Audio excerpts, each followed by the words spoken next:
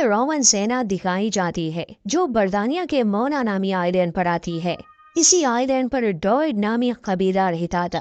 300 लोगों ने रोमन्स के सामने समर्पण किया था, मगर उनका अपने एक धर्म पर विश्वास था और रोमन्स को ये सब नहीं पसंद था, क्योंकि ड्रॉइड कबीले में एक भविष्यवाणी थी कि एक दिन भी उनकी मदद के लिए आएगी जो उन्हें रोमन से निजात दिलाएगी।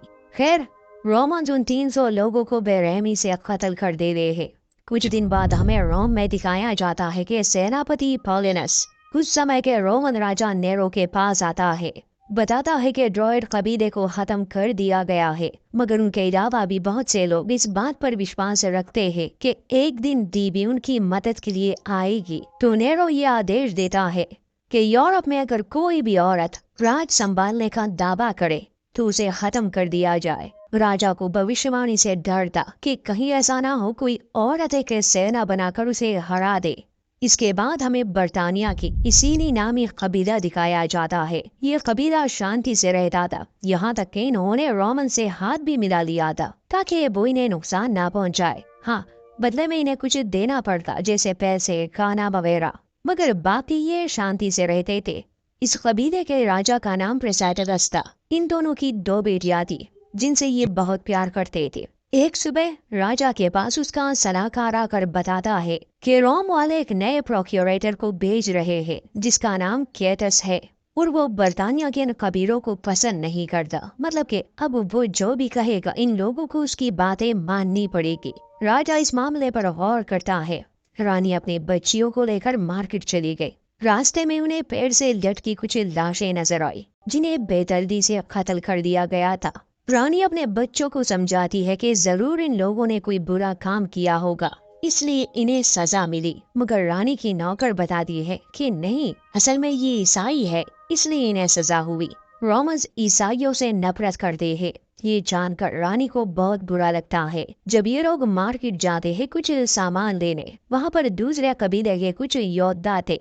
उन्हीं में से एक औरत रानी के सामने झुक जाती है। वो उसे बौतिका पुकारती है, मतलब वही देवी जो एक दिन रोमन से छुटकारा दिलाएगी।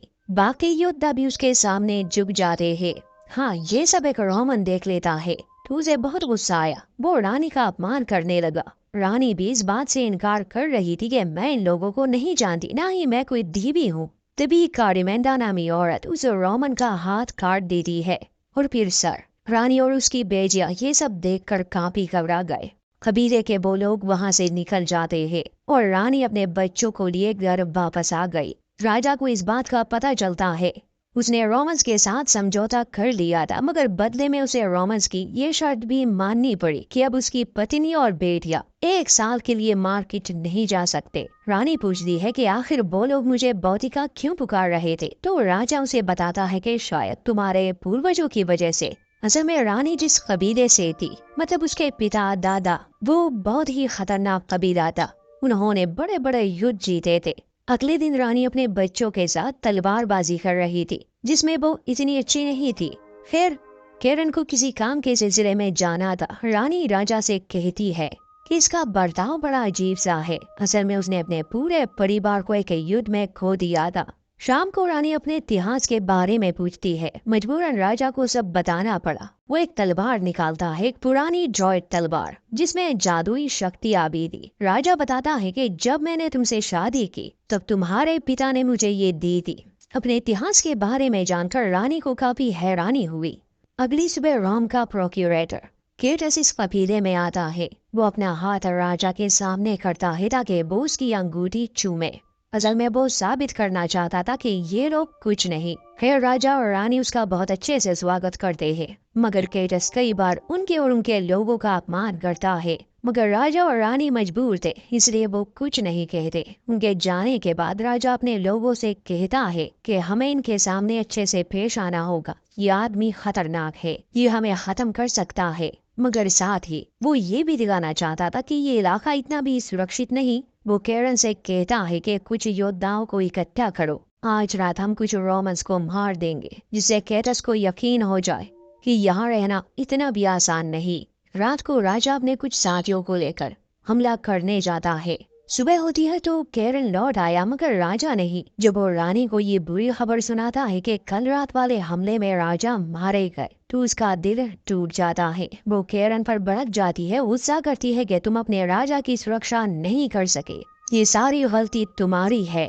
केरन निराश होकर चला जाता है।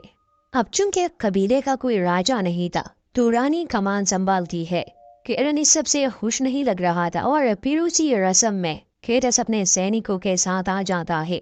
वो रानी से कहता है कि रोमन राजा नेरो के आदेश पर कोई भी औरत राज नहीं कर सकती और हमारा कानून भी इस बात की इजाजत नहीं देता। एम्पेरुगा से कहता है कि तुमसे तुम्हारी सारी जमीन ले ली जाती है और तुम्हें तुम्हारी बेटियों समेत कैद कर दिया जाएगा। फिर इसके आदमी उन्हें पकड़ लेते हैं और उल्गा को दरख्त के साथ बांधकर सबके सामने बहुत मारते हैं।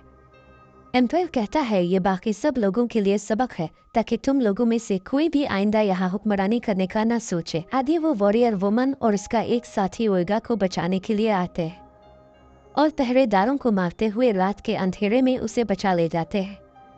अब वॉरियर वुमन ओल्गा के जख्मों पर मरहम लगाती है और ओल्गा होश में आकर अपनी बेटियों के बारे में पूछने लग जाती है और कहती है कि मैं समझ नहीं पा रही कि हमारे साथ किया हुआ है। फिर उसकी बेटियां आकर उसे मिली और वो उन्हें प्यार करते हुए रोने लग जाती है। वॉरियर वुमन और ओल्गा की बेटियां लड़ने की प्रैक्टिस कर रही होती है और अपनी माम से कहती हैं कि हमें आपकी जगह वापस लेने के लिए मिलकर उन लोगों का मुकाबला करना होगा। अब ओल्गा भी लड़ाई की प्रैक्टिस करने लग जाती है।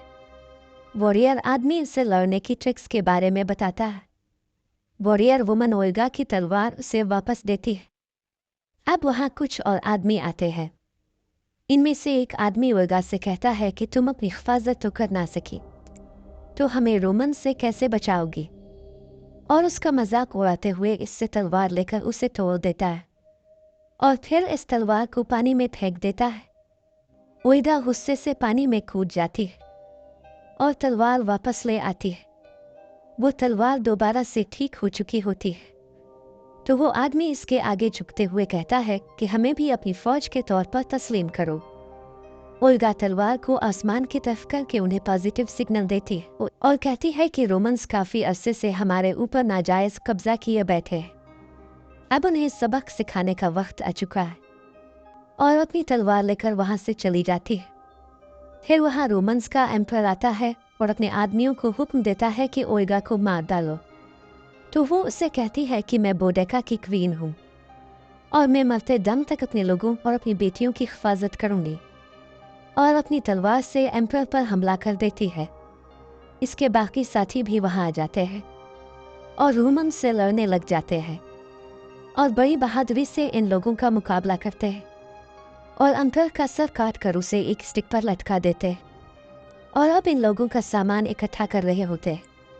फिर उसके आदमी एक ऐसे आदमी को पकड़कर ओल्गा के सामने लाते हैं क्योंकि ओल्गा के शौहर के मरने की खबर इस तक लाया था। वो उसे गुस्से से मारती चली जाती है यहाँ तक कि वो आदमी मर जाता है।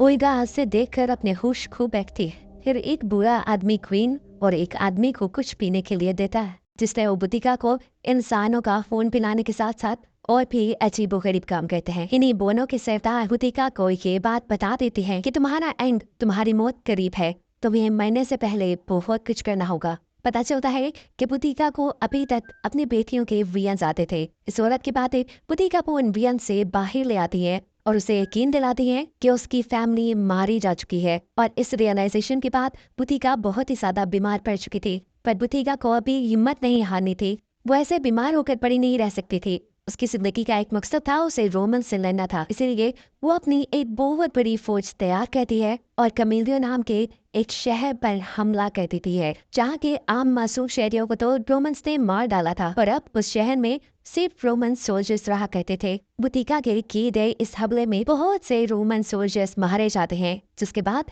बुतिका इस शहर को आग लगा देती है। बुतिका की इस जीत की खुशी में अगले सुबह बुतिका के सभी सोल्जर्स अपने मुंह पे वैसा निशान बनाते हैं जैसा बुतिका के मुंह पे बना था। हालांकि वो ये बात नहीं जानते थे कि उसके मुंह पे बना हुआ निशान गुलामी का निशान है जिन्हें रोमन्स नहीं बनाया था। बुतिका जब इनसे पूछती है कि तुम जानते हो कि इस निशान का मतलब क्या है, तब सोल्जर्स उससे कहते हैं कि हम इतने पढ़े लिखे तो नहीं, लेकिन हाँ हमें इतना पता है कि ये निशान बनाकर हम आपकी पहचान को अपना बना रही है। बुतिका ये सब सुनने के बाद अपने आप को काफी ताकतवर महसूस कर रही थी। वो अगला हमला लंदन में करने का फैसला करती है, जहाँ पे सबसे ज्यादा रोमन सोल्जर्स थे। ये लोग अपनी बहुत बड़ी सी फौज बनाते हैं और लंदन के ऊपर भी हमला कर देते हैं। यहाँ पर भी बुतिका के सोल्जर्स ने हिम्मत दिखाई थी। उन्होंने बहुत से रोमन सोल्जर्स को मार डाला था और ये जंग भी जीतती थी। इन सभी हमलों के बाद रोमन्स की ताकतें यहाँ कम होती जा रही थी। यहाँ तक कि अब रोम के लोगों को अपनी जानों का भी खतरा पड़ गया था। इसीलिए रोम के लोग अपने ही बादशाह के खिलाफ धरने देना शुरू कर देते हैं।